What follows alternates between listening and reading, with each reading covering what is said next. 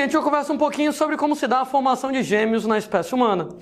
Formação de gêmeos está relacionada a um fenômeno chamado de poliembrionia.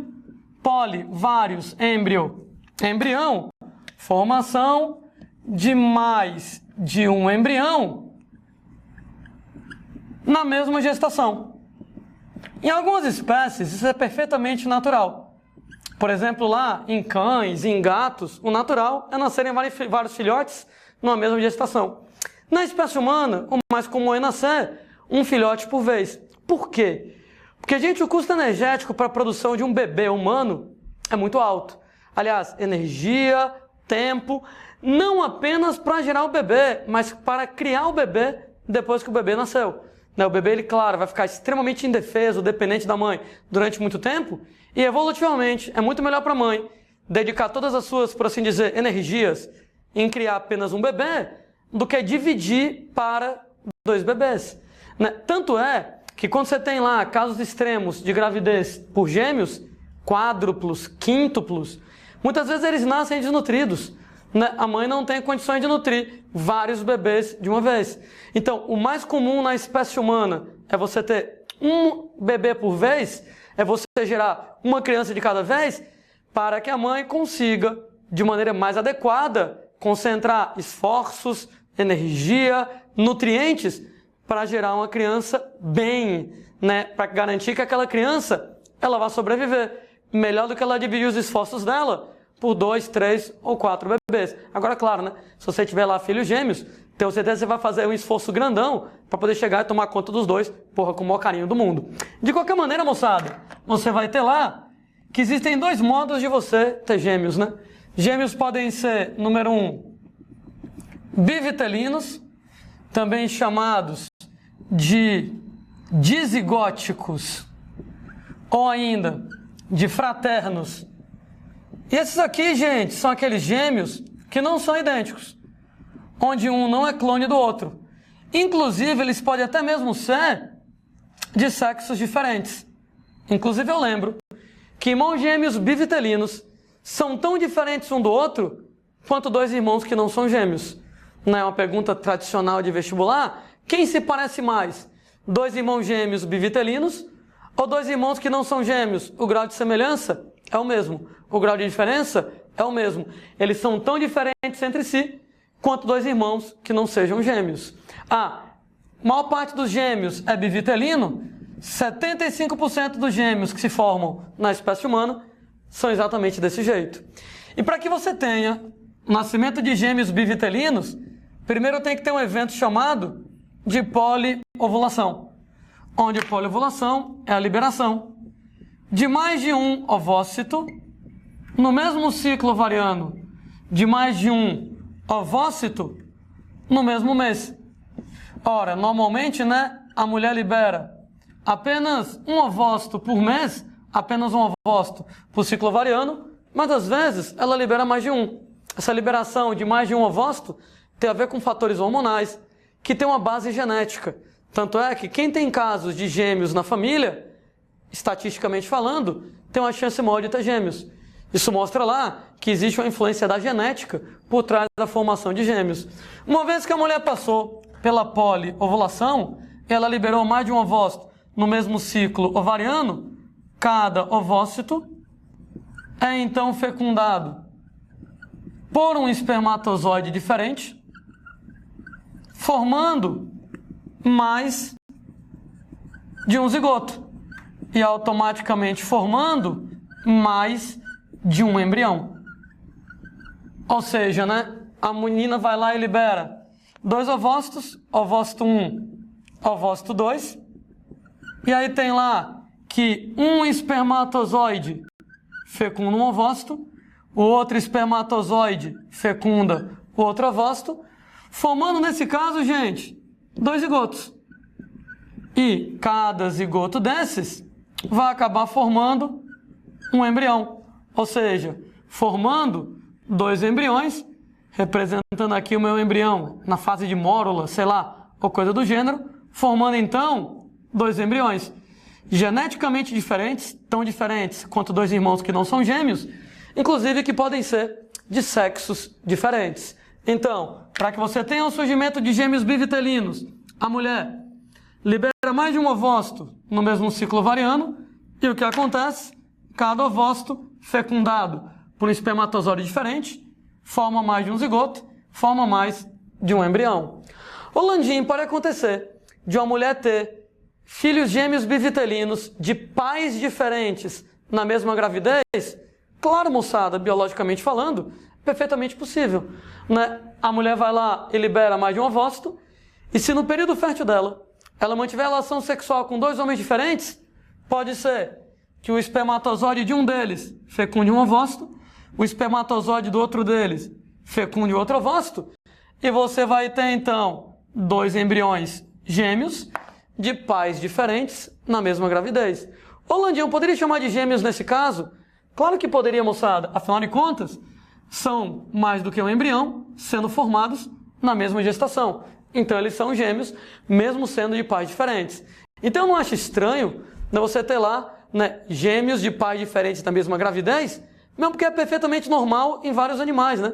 Você pega, por exemplo, lá, cachorrinha, gatinha, quando ela vai lá e poliovula, no cio dela, ela pode manter relação sexual com vários machos diferentes, e às vezes na mesma ninhada de cachorro, na mesma ninhada de gato, você tem lá vários gêmeos, que é a mesma gestação, da mesma mãe, mas com um pai diferente. Então na espécie humana também sim pode acontecer. O que eu acho estranho na espécie humana é a possibilidade de você ter irmãos gêmeos bivitelinos de idades diferentes na mesma gravidez. Peraí, Landim. De idades diferentes na mesma gravidez? Pois é, né? Quando eu falo em idades diferentes, não é 1 ano ou 2 anos de diferença, alguns poucos meses de diferença na mesma gravidez. Um fenômeno, gente, raríssimo, chamado de superfetação. Onde a superfetação diz respeito exatamente à gestação de gêmeos bivitelinos de idades diferentes na mesma gravidez. Repito, quando eu falo em idades diferentes, alguns poucos meses de diferença. E como é que isso aqui poderia acontecer? Eu lembro que mulheres grávidas, elas não ovulam, né? Aquela história de que enquanto a mulher está grávida, a placenta fabrica grandes quantidades de estrógeno e de progesterona, e o estrógeno e progesterona em altas quantidades tem um efeito de feedback negativo sobre o FSH e o LH. Inibe o FSH, inibe o LH. A menina não vai maturar o folículo, não vai ovular, então mulheres grávidas não vão ovular. O que evolutivamente faz sentido, né? Aquela história de que se você já está gerando um bebê, concentre seus esforços naquele bebê. Não vale a pena dividir os esforços para gerar um outro bebê. Entretanto, biologia não é matemática. Em algumas meninas, tem uma falha nesse mecanismo de feedback, onde mesmo com muito estrógeno e muita progesterona fabricada pela placenta, o feedback negativo não faz o FSH e o LH serem inibidos, o FSH matura o folículo, o LH faz a menina ovular durante a gravidez. Então isso aqui acontece devido à ovulação, gente, durante a gestação. Então imagine, por exemplo, que a mulher está grávida de 1 mês, de 2 meses, tem uma falha e ela ovula, mantém relação sexual, engravida de novo. Então ela vai ter filhos gêmeos de idades diferentes, 1 ou 2 meses de diferença, na mesma gravidez. Né? Claro que o problema disso aqui é na hora do parto, né? Porque quando, por exemplo, um deles tiver 9 meses, o outro vai ter 8, vai ter 7, né? Vai ter alguns poucos meses de diferença. E quando o mais velho induzir aquelas contrações uterinas para o parto, gente, o útero contrai e vai botar os dois para fora. Um deles vai acabar nascendo prematuro. Né? Então, claro que não é uma situação muito comum, e uma situação que tem esse problema de, na hora do parto, o mais velho vai acabar puxando o mais novo com ele quando for sair. Algum dos bebês vai acabar nascendo, claro, prematuro nesse processo. Eu lembro que quando eu trabalho com gêmeos bivitelinos, gente, cada um desses embriões vai ter os seus próprios anexos embrionários. Nesse caso, todos os anexos são individuais. Ora, quando a gente fala que todos os anexos são individuais, o que acontece é que esses embriões, cada um vai formar a sua própria placenta. Então as placentas são individuais. Cada um vai formar o seu próprio âminio. Os âminios são individuais. Ou seja, nesse caso, cada um deles vai ter sua própria placenta, seu próprio âminio e daí por diante. A segunda maneira que nós temos de formar gêmeos na espécie humana, os chamados gêmeos univitelinos, também chamados monozigóticos, também chamados de gêmeos idênticos. 25% dos gêmeos formados na espécie humana são desse jeito. E como é que é a origem de gêmeos univitelinos, monozigóticos ou idênticos? Nesse caso, você tem que um ovócito é fecundado por um espermatozoide, formando então um zigoto e automaticamente formando um embrião. Entretanto, o que acontece é que o embrião se fragmenta em novos embriões. 2, 3, sei lá. Ele se fragmenta formando novos embriões, aqui nesse caso. Ou seja, explicando de outra maneira, você tem um ovócito somente, você tem um espermatozoide somente, então um ovócito é fecundado por um espermatozoide, formando um zigoto. E aí, gente, esse zigoto vai formar um embrião. E aí, gente, o que vai acontecer é que esse embrião acaba se fragmentando para formar novos embriões. Então, acaba se fragmentando para originar um embrião e outro embrião, gêmeos univitelinos, gêmeos monozigóticos, gêmeos idênticos. Nesse caso, moçada, eles são clones um do outro, né? Eles são lá geneticamente idênticos, porque afinal de contas, eles vêm do mesmo zigoto. Eles têm um material genético exatamente igual. No caso de irmãos gêmeos que sejam univitelinos, nós temos algumas possibilidades. Em alguns casos, todos os anexos são individuais. Ou, gente, em outros casos, você tem anexos compartilhados. Ou seja, dentro dos gêmeos univitelinos, duas possibilidades. Em alguns gêmeos univitelinos, acontece de você ter todos os anexos individuais. Ou seja, cada um tem a sua placenta, cada um tem lá o seu âminio. Ou seja, moçada, uma placenta para cada, um âminio para cada. Mas, gente, em alguns casos de gêmeos univitelinos, isso vai se depender do momento em que o embrião se fragmenta para originar dois novos embriões. Você pode ter anexos compartilhados, aqui nesse caso. Uma possibilidade, por exemplo, você ter lá uma placenta comum para os dois.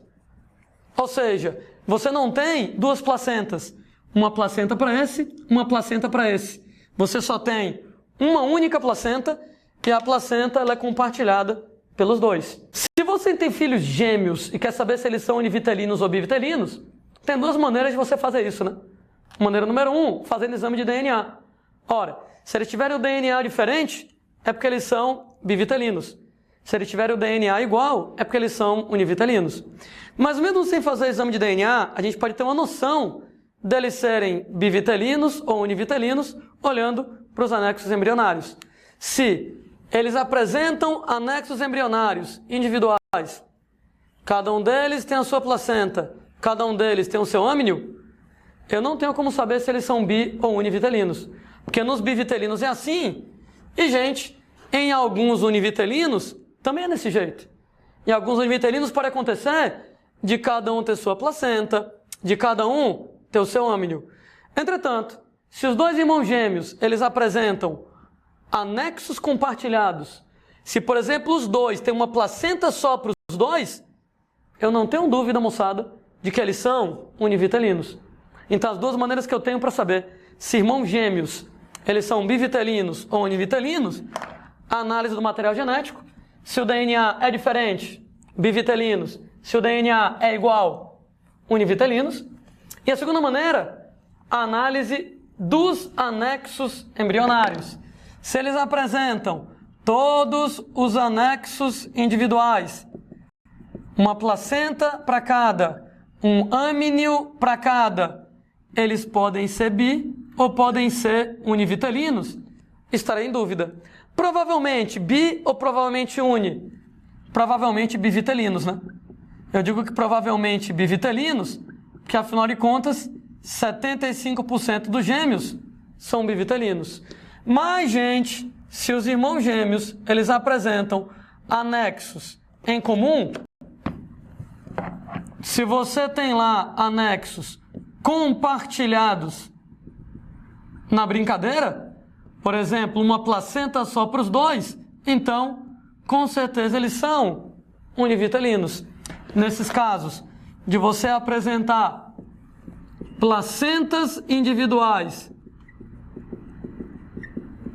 de você ter amínios individuais, um para cada, nesse caso, eu não tenho como ter certeza de nada, bi ou univitelino, provavelmente bi. Mas nos casos de você ter algum anexo compartilhado, de você, por exemplo, ter uma placenta comum para os dois, uma placenta só para os dois, aí, gente, eu não tenho dúvida de que eles serão univitelinos.